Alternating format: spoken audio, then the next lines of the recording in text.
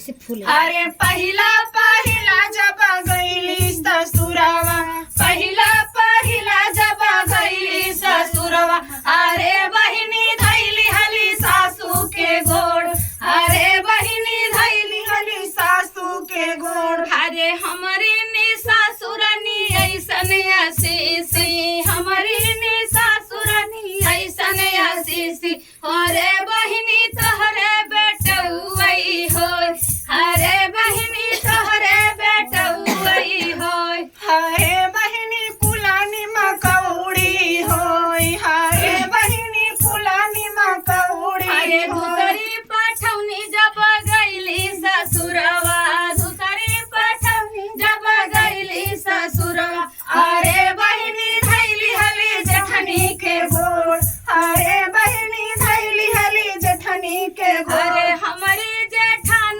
रानी ऐसन आशीषी, हमारी जेठान रानी ऐसन आशीषी, अरे बहिनी कानी बिटिया वही होय, अरे बहिनी कानी बिटिया वही होय, अरे बहिनी कुलानी मकौड़ी होय, अरे बहिनी कुलानी मकौड़ी होय। अरे तीसरी पठौनी जब गईली ससुरवा, तीसरी पठौनी जब गईली ससुरवा, अरे बहिनी धैली हली ननदिउ के गोड़, अरे बहिनी धैली हली ननदिउ के गोड़। अरे हमारी ननद रानी ऐसन आशीषनी, हमारी ननद रानी ऐसन आशीष, अरे भौजी हमारे